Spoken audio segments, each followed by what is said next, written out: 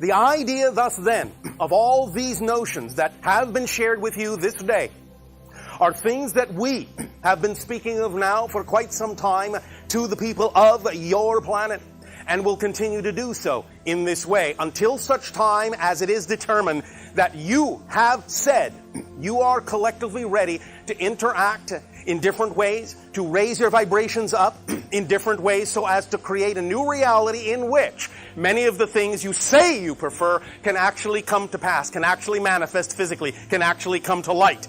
And that you can experience these things that you desire to experience on a day-to-day basis in physical reality, even though it will not be exactly the same physical reality you are experiencing now because of its vibrational difference. As has been often said, you are shifting your frequencies from one reality level to another, and this is so. But you are always shifting. You are shifting now. It is a natural thing that you do. You don't have to wait to shift. You've been shifting. You've been shifting all your lives. This is the way motion is created. This is what happens when you create the illusion of movement. The only way to create the illusion of movement is to actually shift from parallel reality to parallel reality that's slightly different than the reality you were in before. So you're shifting now, you're shifting now, you're shifting now, you're shifting now, you're shifting now.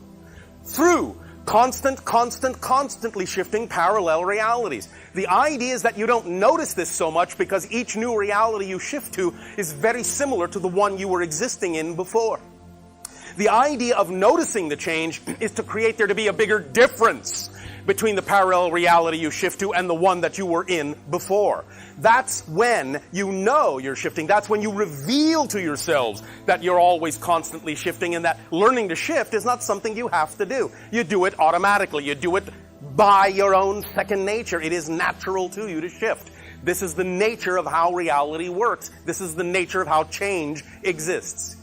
So the question is not, can you shift? The question is, what will you shift to? And how different will you allow the shift to be based on your definitions and your belief systems of what you believe is possible for you.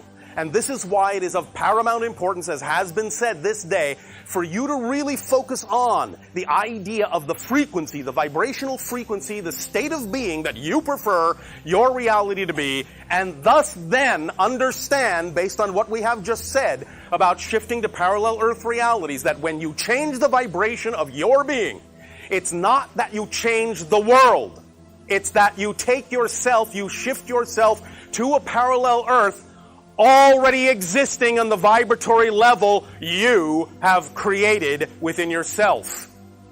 So it's not about having to force anyone else to change.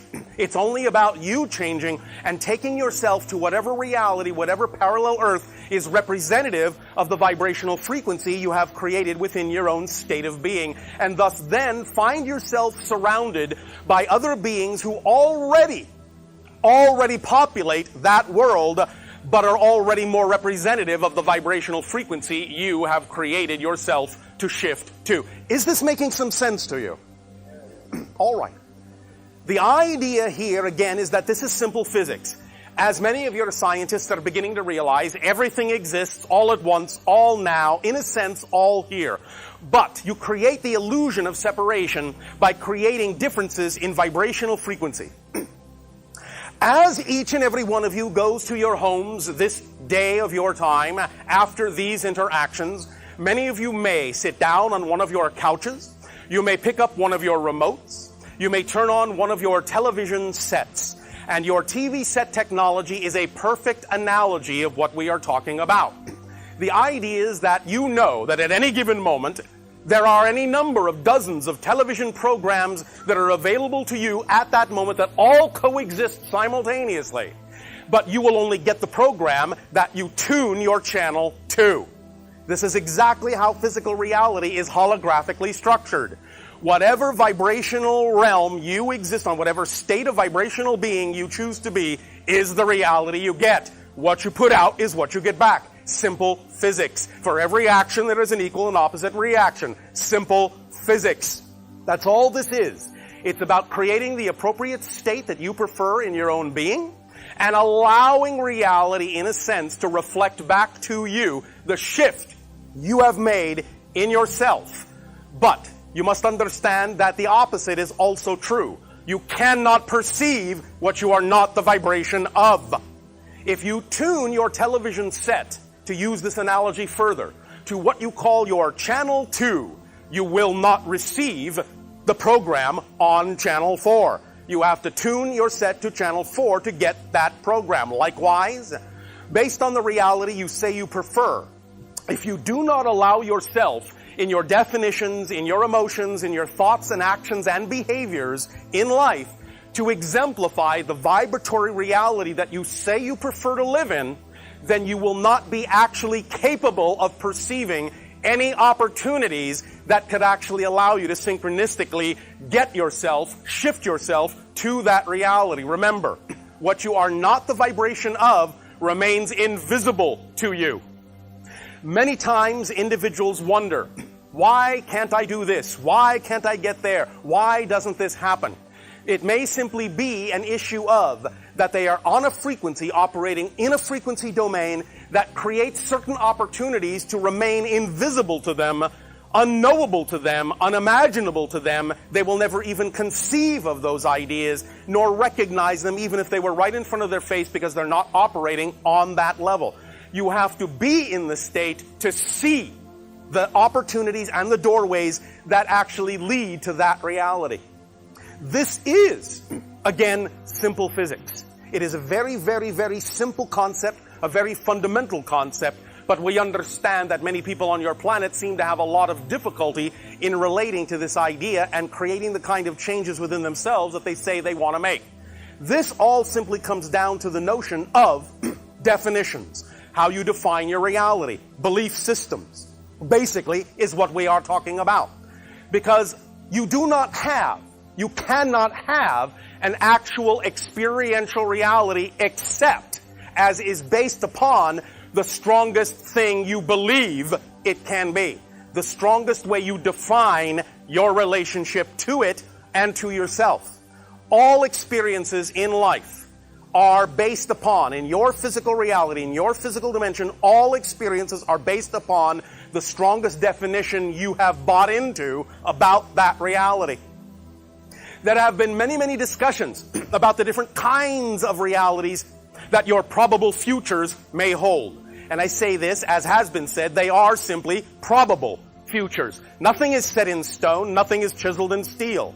You have the wherewithal to understand that these are simply a function of the probabilities. That there is no the future.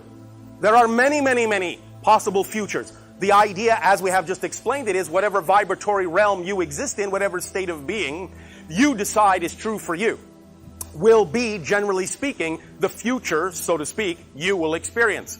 And even if there are other people who think completely oppositely, who believe completely opposite of you, they will have their reality experience as well. The idea, again, is that you don't have to change your world. You simply need to shift to a world that's already representative of the change you wish to experience, and allow those that wish to remain in the vibrational world that they have been in to remain there, because that earth will exist as well, and does exist right now. All these parallel realities exist right now, at the same time, just like the television programs. So, to further stretch the analogy, what this all comes down to, by using the analogy of your TV program, is to understand it all comes down to transformational vibration, TV. All right? That's what you're dealing with. Transformational vibrations, TV. You decide what TV show you're going to experience. But you have to tune to that channel, or you will not be capable of seeing that particular TV show you say you desire to see. Does this make sense? All right. Simple physics. That's all this is. Nothing has to be complicated about this, unless, of course, you prefer it to be difficult and complicated, because I will never take that away from you if that's what you want to do. It is up to you to experience the idea of difficulty if you wish to, because that's a valid choice within creation. The idea, however, is you can understand that you don't have to invalidate difficulty as a choice in order to prefer the idea of smooth and easy transitions. Now, we are not saying you will not have challenges, but we are talking about the idea that those challenges can always be met from a positive and constructive vibrational state, and if they are met from that state, then any circumstance and any situation that occurs in your physical reality will always only result ultimately in a positive and constructive effect in your life. Regardless, here's the important point, regardless of anyone else's intention toward you. That's the important point. You cannot be affected in your reality without your permission, without your agreement. So the idea is to get in touch with what you believe is true, what you define as possible, so that you will understand what it is you can and thus don't have to agree to experience in your chosen reality, because it's all by agreement. It's all by permission. No situation, as we have said many times, no situation actually causes anything. It is your definition of your relationship to that situation that allows you to experience what you experience. No situation itself causes pain, strife, or struggle. All circumstances and situations are fundamentally neutral, devoid of any built-in meaning. This is why we have often said, although we understand that this sounds strange in your language, allow us to further explain, the greatest gift you have all been given is that life is meaningless. You have no built-in meaning to anything. That means you have the free will to determine what it will mean to you. And by determining what circumstances mean, what the situations in your life mean, what life means to you, that's what determines what you get out of it, what effect it has experientially upon you. Again, simple physics. What you put out is what you get back. But what's there is an illusion, is a reflection in a sense, and doesn't really contain any substance until you empower it with your own energy to create an effect in your life. So regardless of anyone's intention toward you, if you allow yourself to maintain the vibration of your preference and relate to every circumstance that happens in your life, no matter how it looks, no matter what it is, relate to it knowing that the only thing it can do in your life is serve you in a positive way, then you, regardless of anyone's intention toward you, will ultimately only experience a positive effect and a positive outcome in your life. But you have to know that that's true. You have to behave as if that's true. You have to absolutely have a concrete definition that that is what is true for you. Now, again, this idea of shifting, this idea of vibration, again, all comes down to your definitions, your relationship to things. Many of you attempt to change the things in your lives by changing the outward ideas. And again, this is an illusion. It's what you humans call the cart before the horse. The idea, again by analogy, is that physical reality is very much like one of your glass mirrors. If you look in a glass mirror and you see your reflection, if the expression on your reflection's face is frowning, you don't go over to the mirror and try to make the reflection smile. You know that the only way to get the reflection to smile is to decide to smile first.